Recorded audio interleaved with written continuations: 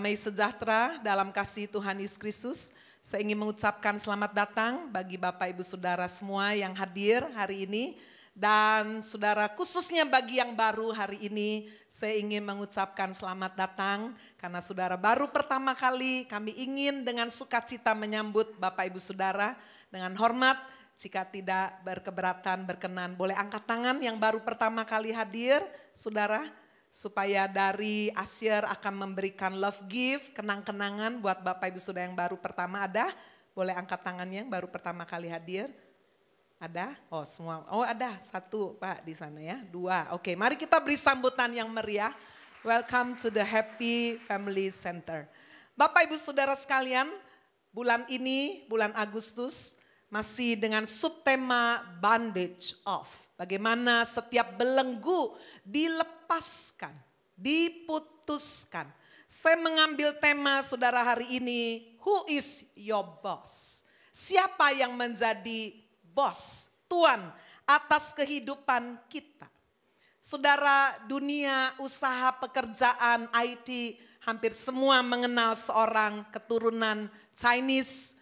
Orangnya mungkin saudara tidak sebesar jiwanya yang luar biasa. Namanya adalah Jack Ma. Satu kali saudara Jack Ma diundang di tengah-tengah anak-anak muda di Australia. Dan dia memberi nasihat seperti ini. Jika Anda masih berusia kurang dari 20 tahun, jadilah murid yang baik. Katanya gitu ya, jadi jangan bolos-bolos, jangan nyontek-nyontek. Jadilah murid yang baik, be a good student. Dan jika Anda ingin jadi pengusaha, belajarlah sedikit-sedikit. Jika Anda ingin wirausaha, lakukanlah kesalahan, jangan takut melakukan kesalahan, lebih banyak lagi. Jika gagal, bangkit lagi, gagal lagi, bangkit lagi. Jika Anda sudah berusia sebelum 30 tahun, maka bekerjalah di lembaga satu perusahaan, ada dua pilihan. Jika Anda bekerja di perusahaan besar yang semua sudah tersistem, sudah pakai mesin-mesin, maka dia berkata Anda akan menjadi salah satu mesinnya. Tetapi jika Anda bekerja di perusahaan kecil, bukan soal perusahaannya tetapi kepada siapa Anda bekerja, Anda akan bisa belajar lebih banyak. Di usia 30 sampai 40 tahun, bekerjalah untuk diri sendiri. Dia berkata itu ya, untuk betul mengejar prestasi 30 sampai 40. 40 sampai 50 fokuslah pada hal yang benar-benar dikuasai. Ya, kalau sudah umur 30, 40 jangan coba-coba terus. Fokus kepada apa yang betul-betul dikuasai, jangan cari pekerjaan baru. Di usia 50 sampai 60 bekerjalah untuk anak-anak muda. Rekrut banyak anak muda karena mereka melakukan lebih baik daripada Anda. Jadi Bapak Ibu Saudara kalau usia sudah masuk 50-60 jangan biarkan anak-anak nganggur terus ya. Jadi biar anak-anak juga boleh dijadikan partner untuk mereka juga melakukan pekerjaan-pekerjaan mereka lebih dinamis, mereka lebih sudah punya inisiatif. Bagaimana jika usia kita sudah di atas 60? Jack Ma berkata, itulah waktu di mana kita menikmati hasil pekerjaan. Bapak Ibu Saudara, di antara semua nasihat saya tertarik kepada usia sebelum 30. Saudara, dia berkata bahwa it's not which company you go. Itu bukan soal perusahaan yang Anda pilih, but which boss you follow. Tetapi bos yang seperti apa yang Anda ikuti. Saudara, dia lebih menganjurkan di usia-usia seperti itu masuk kepada satu perusahaan yang tidak terlalu besar tapi bos, tuan yang betul-betul sudah menjadi seorang pemimpin yang baik. Dia berkata bahwa a good boss teach you differently. Bos yang baik akan mengajari Anda dengan cara yang berbeda. Hari ini Bapak Ibu Saudara saya mengambil tema who is your boss? Siapa yang menjadi Tuhan yang menguasai kehidupan kita? Karena sudah disadari atau tidak, kehidupan kita di dunia ini hanya satu kali. Kehidupan yang sangat singkat. Kita tidak bisa mereview, mengulangnya kembali. Itu sebabnya kita harus mengambil satu decision. Kita mengambil satu pilihan, who is your boss? Hari ini saya ingin mendasari kebenaran firman dari surat Roma pasal 6. Nanti Pak Erol akan membantu saya membaca ayat-ayat secara bergantian. Dari ayat 15 sampai dengan ayat 23. Saya akan membaca ayat 15. Bapak Ibu Saudara dengan suara yang keras membaca bersama Pak Erol. Ayat 16 demikian ayat-ayat ini kita akan baca secara bergantian. Dua macam perhambaan. Jadi bagaimana? Apakah kita akan berbuat dosa karena kita tidak berada di bawah hukum Taurat, tetapi di bawah kasih karunia? Sekali-kali tidak. Apakah kamu tidak tahu bahwa apabila kamu menyerahkan dirimu kepada seseorang sebagai hamba untuk mentaatinya, kamu adalah hamba orang itu yang harus kamu taati, baik dalam dosa yang memimpin kamu kepada kematian, maupun dalam ketaatan yang memimpin kamu kepada kebenaran. Ya, saya yakin nanti bisa lebih keras lagi ya, waktu membaca bersama Pak Erol. Tetapi syukurlah kepada Allah.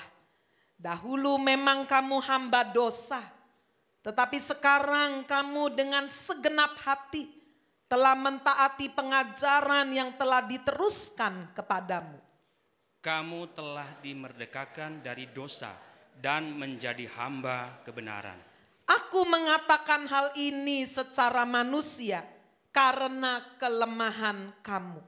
Sebab sama seperti kamu telah menyerahkan anggota-anggota tubuhmu menjadi hamba kecemaran dan kedurhakaan yang membawa kamu kepada kedurhakaan, demikian hal kamu sekarang harus menyerahkan anggota-anggota tubuhmu menjadi hamba kebenaran yang membawa kamu kepada pengudusan. Sebab waktu kamu hamba dosa, kamu bebas dari kebenaran.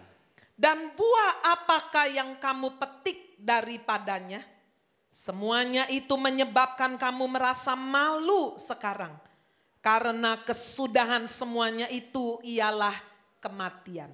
Tetapi sekarang setelah kamu dimerdekakan dari dosa dan setelah kamu menjadi hamba Allah, kamu beroleh buah yang membawa kamu kepada pengudusan, dan sebagai kesudahannya ialah hidup yang kekal. Ayat 23 mari kita baca bersama.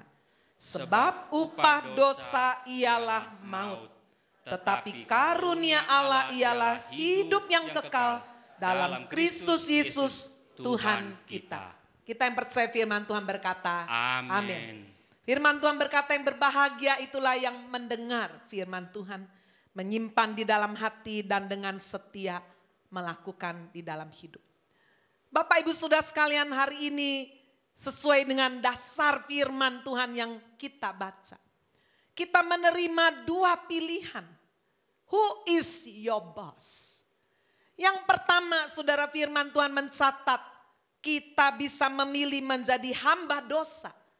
Dan itu memang jauh lebih mudah. Sesuai, saudara, dengan nature kita yang sudah jatuh di dalam dosa. Yang namanya hamba maka posisinya harus taat, harus nurut. Itu sebabnya saudara, jika kita menjadi hamba dosa, siapa yang menjadi bos dalam hidup kita? Yang suka manusia jatuh dalam dosa. Dari awal dari kitab Kejadian kita membaca iblis lah yang menggoda, membawa manusia jatuh dalam dosa. Sejak saat itu dia merekrut begitu banyak manusia. Termasuk orang-orang yang sudah dimerdekakan, kalau bisa tarik lagi. Saudara, bukankah dunia usaha persaingan juga ketat? Di alam rohani persaingan juga sangat ketat.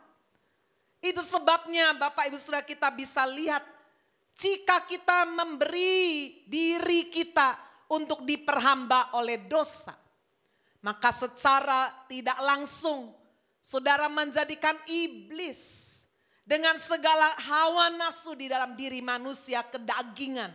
Itulah yang menjadi tuan. Dan saudara, firman Tuhan memberikan satu destiny. Satu kehidupan akhir, the final journey. jika kita menjadi hamba dosa. Itu ditulis di ayat 16. Dikatakan kamu adalah hamba orang itu yang harus kamu taati, baik dalam dosa yang memimpin kamu kepada kematian. Inilah sudah the last destination. Satu akhir perjalanan jika kita menjadi hamba dosa. Firman Tuhan berkata bahwa upah dosa. Di bagian awal sudah diberitahu saudara, dosa memimpin kita kepada kematian. Bukan cuma kematian jasmani, tubuh kita mati. Bukan hanya itu, kita semua akan alami. Tetapi saudara, kematian di sini ayat 23 Roma 6 berbicara maut. Upah dosa ialah maut. Saudara, inilah kematian yang disertai dengan hukuman yang kekal. Tapi heran, sudah ada banyak orang tahu. Jauh di lubuk hatinya dia tahu. Surga ada, neraka ada. Dia tahu. Tapi heran. Saudara-saudara sekalian, walaupun sudah diberitahu bahwa upah dosa maut. Tetapi sudah berapa banyak orang yang tetap memilih hidup di dalam dosa. Mengapa saudara? Sebab dosa itu nikmat. Selingkuh, percabulan, melakukan hubungan seks sebelum menikah, nikmat. Saudara, mencuri, korupsi, menipu orang, dapat mengeruk kekayaan orang, saudara sekalian, rasanya nikmat. Berdusta, melakukan hal-hal saudara sekalian yang benar itu sama sekali tidak nikmat. Dosa itu nikmat. Tetapi tahukah saudara sekalian, di balik kenikmatan yang ditawarkan iblis, dosa itu mengikat. Coba saja saudara lihat, orang-orang yang mulai jatuh dalam dosa tidak lagi segera bangkit. Dia akan terikat. Sampai kemudian dia tidak bisa keluar lagi. Bapak ibu saudara sekalian, perjalanan kehidupan ketika seseorang menjadikan iblis, kuasa daging hawa nafsu, saudara, sebagai bosnya. Disadari atau tidak, dia akan menyerahkan anggota tubuhnya kepada dosa. Matanya lebih senang lihat hal-hal yang menyukakan dagingnya. Itu sebabnya saudara lihat dunia hiburan, pornografi. Waduh, mengeruk keuntungan yang luar biasa. Saudara sekalian, minggu lalu saya menyampaikan firman bagaimana dosa selalu masuk lewat panca indera. Hawa mendengar lewat telinga apa yang dikatakan oleh iblis. Kalau sudah baca Kejadian pasal 3. Bukankah Allah mengatakan semuanya jangan dimakan buahnya? Nah, ya itu. Padahal saudara, Tuhan berkata semua boleh, cuma satu yang tidak boleh. Iblis suka kasih separuh kebenaran.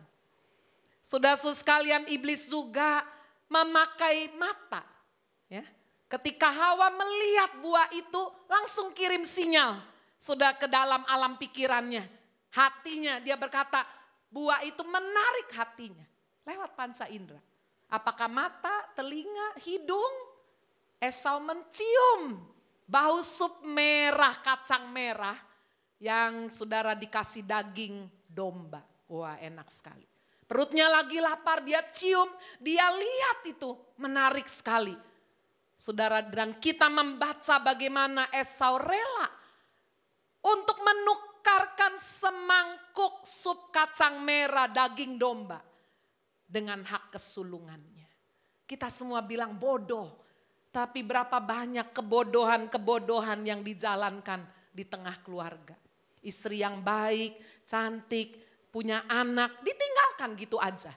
Kita bilang aduh bodoh ya. Tapi inilah saudara dosa itu. Ada daya tarik, ada kenikmatan. Dan jika kita tidak segera sadar sudah bahwa kita punya bos yang sangat jahat. Kita akan diikat, dibelenggu sampai kita nggak bisa keluar lagi. Kita akan menjadi hamba kecemaran. Saudara sekalian, disadari atau tidak, kita semua dulu punya bos yang sama, yaitu iblis. Kita dijajah oleh musuh kita. Firman Tuhan berkata 1 Petrus 5 ayat 8, sadarlah dan berjagalah. Lawanmu si iblis Berjalan keliling sama seperti singa yang mengaum-ngaum mencari orang yang dapat ditelannya. Bapak Ibu Saudara, besok tanggal 17 Agustus Indonesia akan merayakan 70 tahun merdeka. Saudara bayangkan negara dengan kepulauan yang begitu banyak berhasil dijajah oleh negeri Belanda yang jauh lebih kecil. 350 tahun gak tanggung-tanggung. 3,5 tahun oleh Jepang. Bapak Ibu Saudara sekalian, pada saat bangsa ini dijajah, saudara kita bisa lihat bagaimana mereka mengalami penderitaan yang luar biasa. Dibelenggu, diikat. Bapak Ibu Saudara-saudara sekalian, sampai kemudian kita bisa merebut, memenangkan saudara dan bisa mengusir penjajah. Berapa sering di dalam kehidupan kita, saudara, dalam hal dosa kita senang. Karena apa? Karena sekali lagi dosa mendatangkan kenikmatan. Padahal firman Tuhan berkata bahwa saudara itu akan memimpin kita hidup dalam kedurhakaan. Dibelenggu oleh hawa nafsu, dibelenggu oleh kedagingan yang begitu kuat.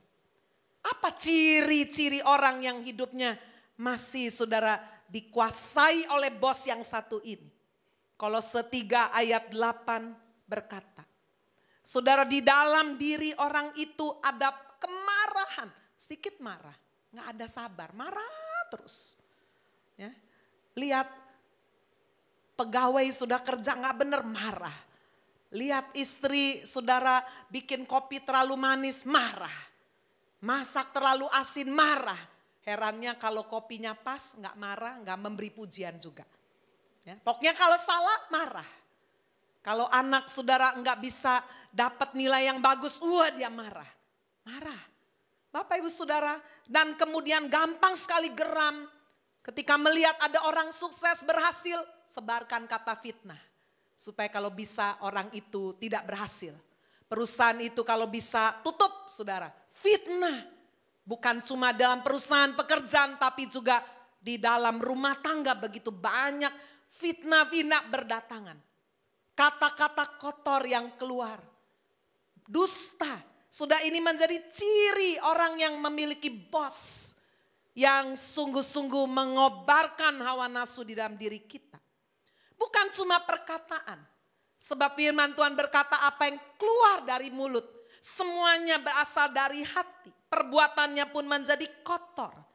Kolose 3 ayat 5 firman Tuhan berkata, karena itu matikanlah dalam dirimu segala sesuatu yang duniawi, yaitu percabulan, kenajisan, hawa nafsu, nafsu jahat dan keras keserakan yang sama dengan penyembahan berhala. Bapak Ibu Saudara-saudara sekalian, kalau kita memiliki bos yang satu ini, firman Tuhan berkata bahwa kita bebas dari kebenaran. Artinya apa? Saudara, kita nggak senang dengan kebenaran. Berapa banyak sudah anak muda atau saudara yang sudah hidup berkeluarga merasa bahwa hidup benar itu seperti kebodohan. Hah? Hidup benar? Waduh, nggak mungkin. Enak hidup tuh nggak usah terlalu benar gitu loh. Enjoy gitu. Jangan hidup suci-suci lah. Hidup suci itu ketinggalan zaman, kuno. Nah, nggak keren kalau anak muda. Hidup kudus, waduh nggak keren. Saudara, saya beberapa kali melayani anak-anak muda yang jatuh dalam dosa. Mereka berkata, Bu, kalau saya nggak lakukan itu, saya dikucilkan. Saya dianggap makhluk aneh. Saya dianggap nggak keren. Sudah lihat di luar negeri, kalau seorang wanita umur 14-16 tahun masih perawan. Waduh, dianggap makhluk aneh. Lihat saudara, nilai-nilai norma yang benar, yang sesuai firman sudah diputar balik. Kalau ada pria, saudara punya istri, punya anak, setia sama istrinya, dia sukses. Waduh, di pandangan teman-temannya kamu bodoh banget. Jangan-jangan kamu mungkin punya penyakit. Wah, enjoy.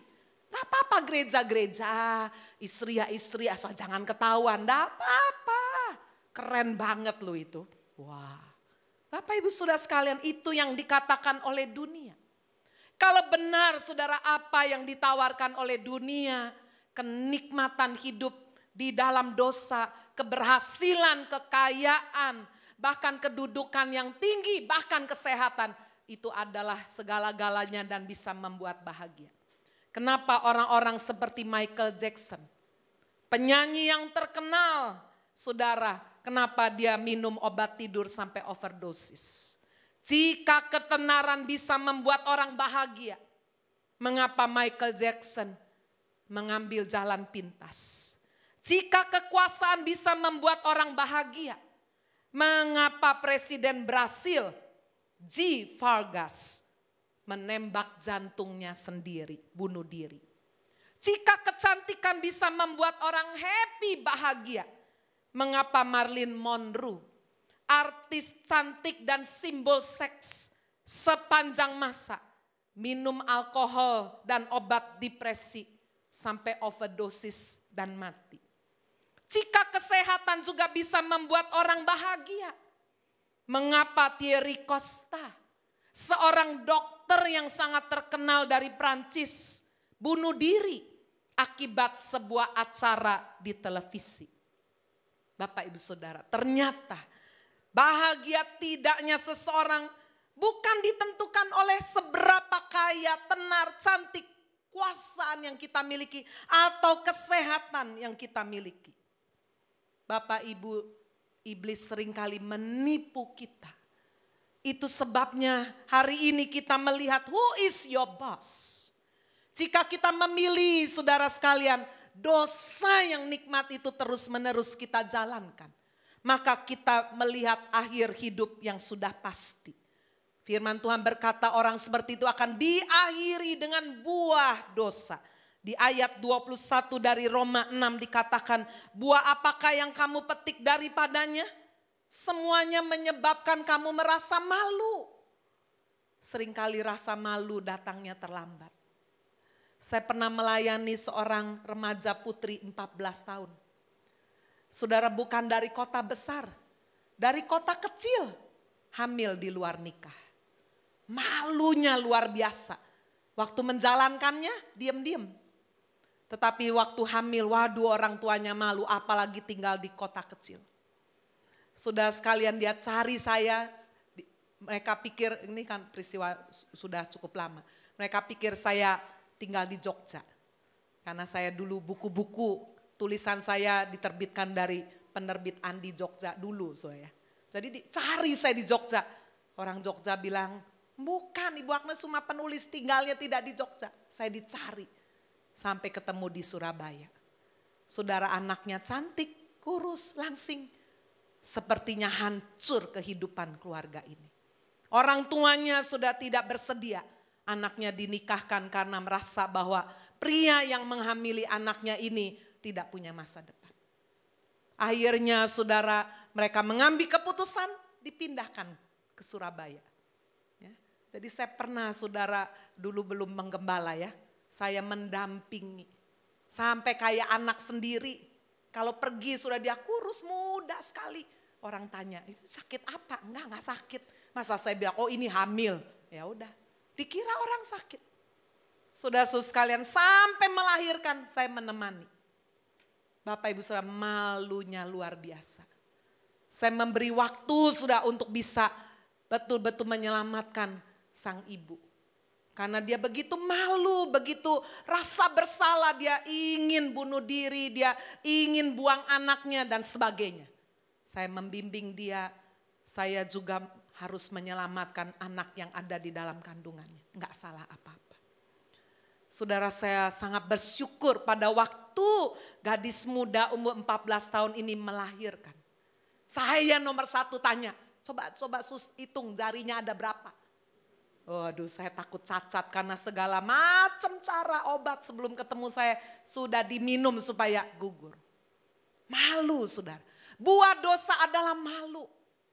Saudara, anak ini masih begitu belia lalu dikirim ke Jakarta. Cucunya akhirnya dididik sudah oleh orang tuanya. Buah dosa ada rasa malu. Tetapi saudara, bukan hanya rasa malu di dunia. Tetapi ada satu ganjaran yang jauh lebih mengerikan. Saudara, saat ini gadis ini udah jadi seorang yang sukses. Dia udah menikah. Pria bisa menerima dia punya anak. Bisa diperbaiki hidupnya. Tetapi Bapak Ibu, buah dosa jika diteruskan dalam hidup kita, tidak akan ada kata pembaharuan. Itu sebabnya sudah kita lihat Wahyu pasal 21 ayatnya yang ke-8. Firman Tuhan berkata, tetapi orang-orang penakut, orang-orang yang tidak percaya, orang-orang keji, orang-orang pembunuh, orang-orang sundal, tukang-tukang sihir, penyembah-penyembah berhala, semua pendusta, mereka akan mendapat bagian mereka di dalam lautan yang menyala-nyala oleh api dan belerang. Inilah kematian yang kedua, the second death. Kematian yang pertama adalah pada saat orang menghembuskan nafas yang terakhir.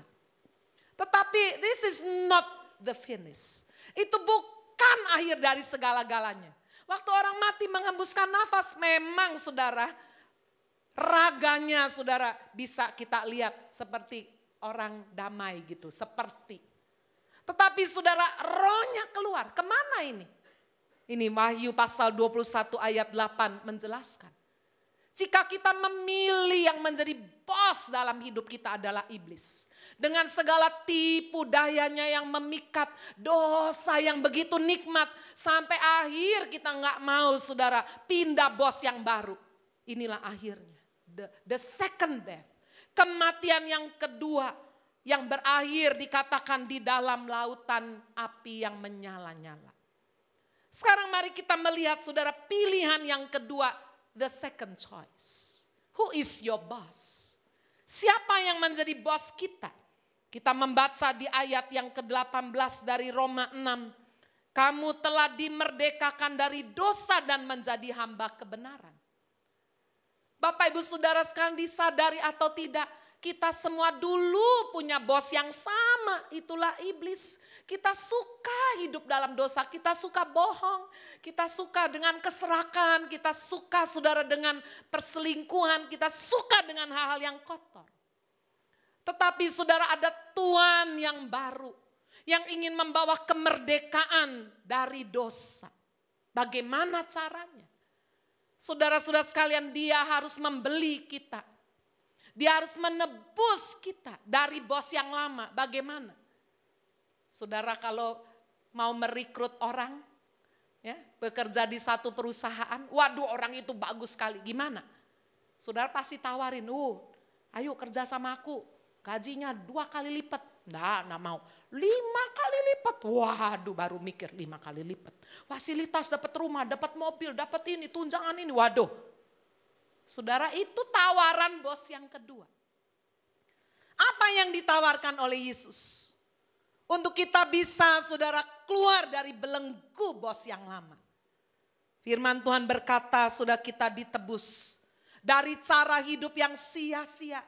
Yang sudah diwarisi oleh nenek moyang dari papa mama udah biasa kayak begitu. Kakek nenek, kakek buyut, kongco, maco semua udah begitu, kita rasa biasa. Sudah dianggap sebagai warisan nenek moyang. Itu sebabnya Bapak Ibu Saudara sekalian, dia harus menebus kita, membeli kita. Sampai dengan titik darah penghabisan. Firman Tuhan berkata bahwa kita dibeli bukan dengan emas, perak dan permata. Tetapi kita dibeli dengan darah yang mahal, 1 Petrus 1 ayat 19. Darah anak domba yang tidak bernoda dan tidak bercacat. Bandingkan dengan apa yang dilakukan saudara oleh pahlawan-pahlawan Indonesia. Tahun 1945 mereka berjuang. Walaupun saudara dikatakan senjata mereka tidak seimbang. Ya, pakai bambu runcing. Tapi semangat mereka, kesatuan mereka. Akhirnya bisa mengusir para penjajah, mereka bayar dengan darah mereka. Bapak Ibu Saudara sekalian, 2000 tahun yang lalu. Ada satu Tuhan yang bukan saja menawarkan hidup di dunia lebih baik, damai, sejahtera. Tapi dia menawarkan the last destination. yang sangat berbalik dengan apa yang pernah saudara diberikan, ditujukan oleh iblis. Dia menunjukkan saudara sekalian satu perjalanan iman, satu perjalanan rohani, dia buktikan dengan kasih. Dia tidak memberi tawaran harta dunia yang lebih banyak, tidak. Tetapi damai sejahtera. Damai sejahtera ku berikan kepadamu. Damai yang tidak dimengerti oleh dunia ini. Damai yang tidak sama seperti yang dunia berikan. Yesus berkata kepada perempuan Samaria yang sudah terikat oleh kuasa dosa 5 kali dia kawin cerai. Sekarang laki-laki yang sedang dia tinggal pun sedang kumpul kebo. Yesus datang, engkau sudah minum dari air sumur ini. Engkau haus. Sumur menggambarkan dunia ini yang menawarkan saudara kenikmatan. Tapi berapa banyak saudara saya mendengar begitu banyak penyesalan. Mereka berkata saya tidak happy. Waktu saya masuk lebih dalam lagi saya pikir saya bisa happy. Tidak happy. Bapak ibu saudara sekalian, iblis hanya menipu. Seperti memberikan fata morgana. Sepertinya di padang gurun, oh itu ada oasis. Dari jauh kelihatan ada air, ternyata bukan. Itulah yang membuat kenapa orang yang terjebak, terjerumus di dalam dosa tidak bisa keluar lagi. Bapak Ibu, 2000 tahun yang lalu Yesus sudah datang. Mencurahkan darahnya. Dan dia menawarkan saudara satu anugerah yang besar supaya kita bisa diselamatkan. Supaya kita bisa memiliki Tuhan yang betul-betul saudara. Bukan hanya menjamin hidup kita di dunia ini. Tetapi memberikan kekekalan. Tetapi setelah kita menerima dia, dimerdekakan. Maka sudah kita tidak boleh menyalahgunakan kemerdekaan itu. Efesus pasal 3, Roma pasal 3 ayat 15 dibuka dengan satu pertanyaan. Jadi bagaimana? Apakah kita akan terus berbuat dosa karena kita sudah menerima kasih karunia?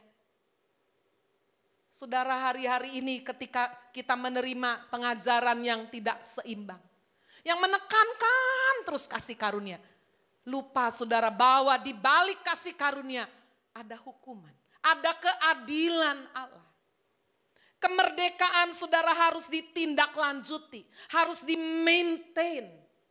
Dengan hidup dalam ketaatan. Harus ada strong will dari kita untuk obey. Saya pernah melayani seorang dokter yang biseksual. Waktu pertama datang kepada saya untuk minta dilayani. Ya, dia salah satu siswa STT, bukan STTHF saudara ya. Nah, ini dulu sebelum buka STT Happy Family.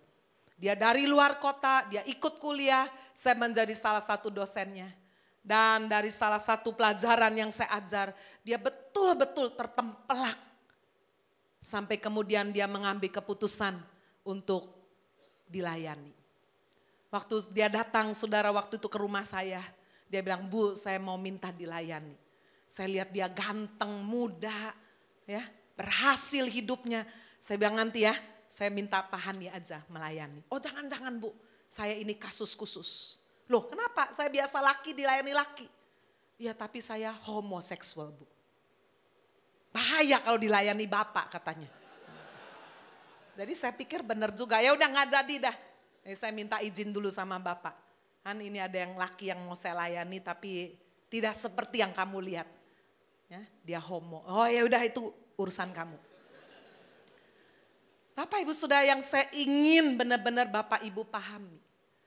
Homoseksual secara psikologikal susah sekali sudah dilayani, sangat sulit.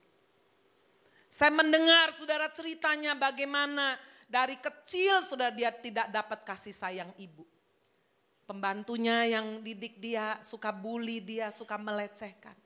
Mamanya sangat dominan, otoriter. Dia tidak punya figur bapak, papanya selalu goblok-goblok terus. Jadi sudah dari kecil dia udah biasa dengan pemandangan itu, ada rasa benci ya, kepada wanita. Dia juga haus akan figur bapak yang kuat. Itu sebabnya saudara waktu SMP ya, Ada teman laki-laki yang baik, yang umurnya ya lebih jauh gitu. Waduh dia rasa punya bapak.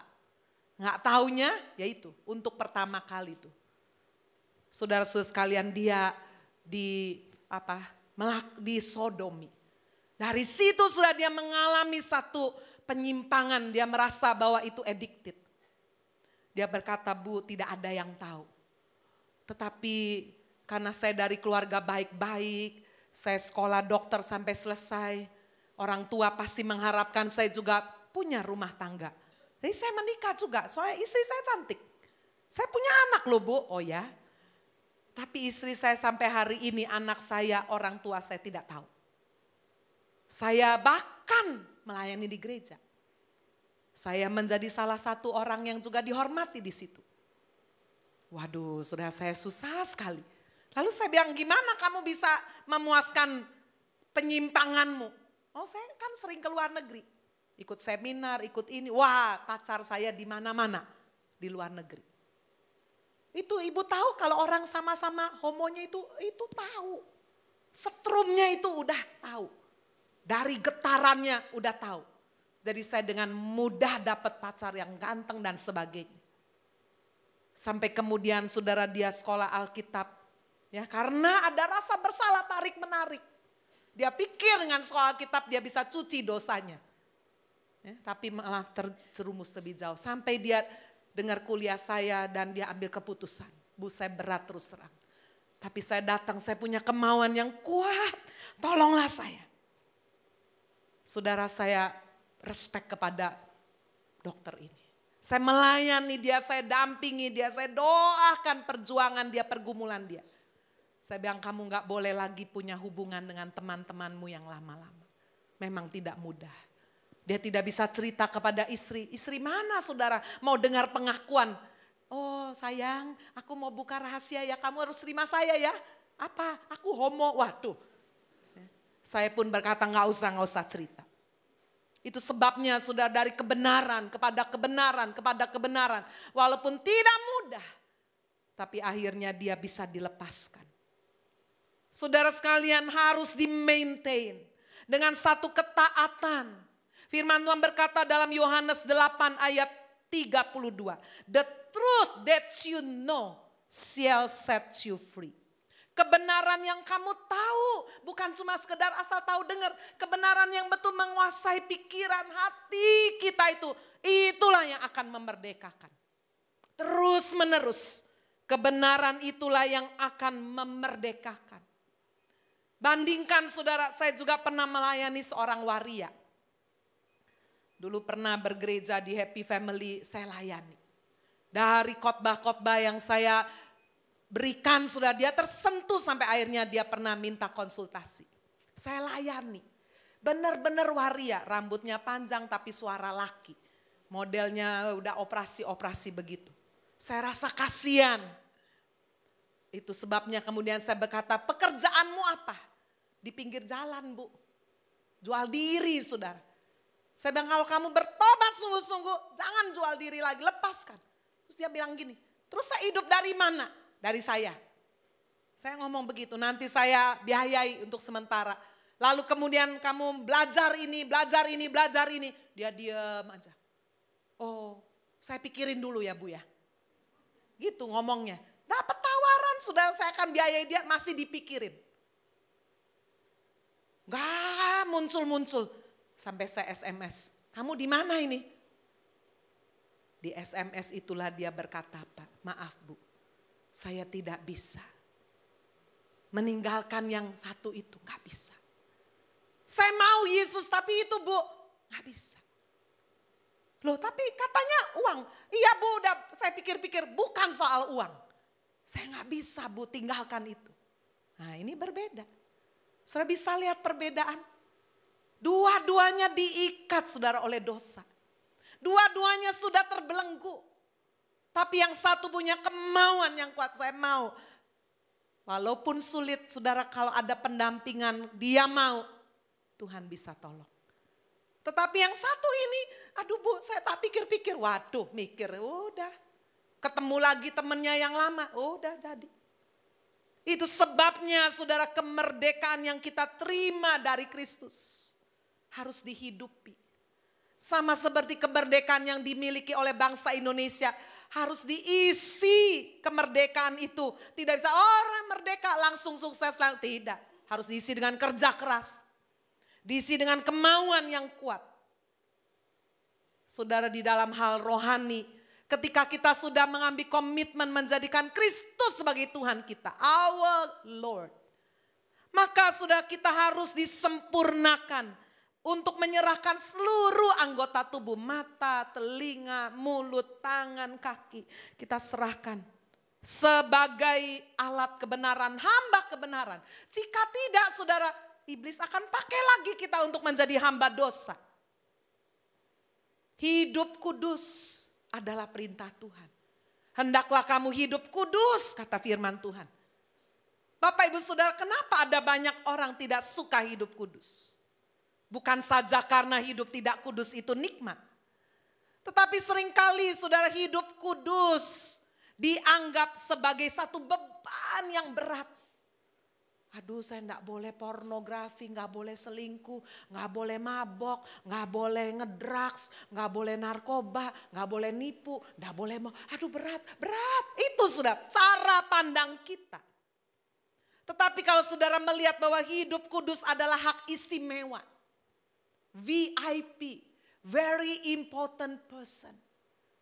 Saudara bayangkan seorang yang punya jabatan, Presiden Jokowi, apa dia bisa bebas jalan-jalan di Tunjungan, saudara? Udah gak bisa kan?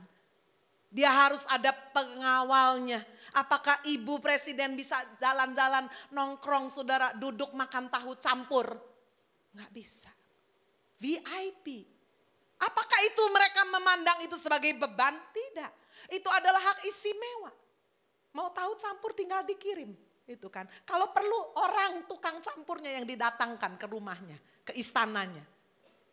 Berapa sering kita memandang hidup kudus. Anak-anak muda menganggap hidup kudus ketinggalan zaman. Hidup rohani, cari Tuhan, training lagi. Waduh, nanti saya dianggap makhluk aneh. Bapak ibu saudara, kekayaan, kepandaian, kedudukan bukan segala-galanya. Beberapa tahun yang lalu saudara, saya punya family di kota Cirebon. Anak orang kaya, kaya sekali. Pintar, sekolah kedokteran di Universitas Indonesia, lulus cum laude dan siap saudara untuk melanjutkan S2. Tapi semua kemudian saudara menjadi hancur. Karena setelah wisuda pesta, besoknya kedapatan saudara saya, family saya ini mati saudara, terjun dari apartemennya yang tinggi. Semua bertanya-tanya, kenapa? Ya, sampai saudara saya telepon saya, gimana ini? Saya bilang gak tahu. Semoga dia bilang, dia enggak terjun bunuh diri. Mungkin dia sakit, jatuh-jatuh dewek, dia bilang semoga. Nah, saya mau bilang apa saudara? Tapi saya belajar dari sini melihat dia gak kurang apa-apa saudara. Orang tua sangat mencintai, pinter, ganteng, kaya. Sudah siap saudara, udah daftar semua, udah tinggal dia terbang aja. Bapak ibu saudara, who is your boss? Jika kita tidak memiliki Tuhan yang betul-betul saudara menguasai kehidupan kita, kebenaran, rasa takut Tuhan, rasa takut yang benar ada dalam hidup kita. Berapa banyak sudah kita bisa melihat nasib-nasib seperti ini. Beberapa hari lalu saya mendengar saudara, seorang mahasiswa lulusan Melbourne baru saja terjadi. Terjun dari lantai apartemennya. Sudah lulus wisuda, cum laude, pandai, kaya sekali. Orang tuanya kalau pergi saudara naik bisnis first class udah biasa. Tapi begitu selesai wisuda, dia juga terjun dari apartemennya. Bapak ibu saudara, what's wrong? Kalau kita hanya fokus kepada yang sementara yang ada di dunia. Kita menganggap itulah kebahagiaan, itulah final destination kita. Kita bisa kecewa. Itu sebabnya Bapak Ibu Saudara, mari kita putuskan. Who is my boss? Siapa yang menjadi Tuhan atas hidup kita? Kita dimerdekakan, tapi setelah itu kita tidak boleh menyia-nyiakan kemerdekaan.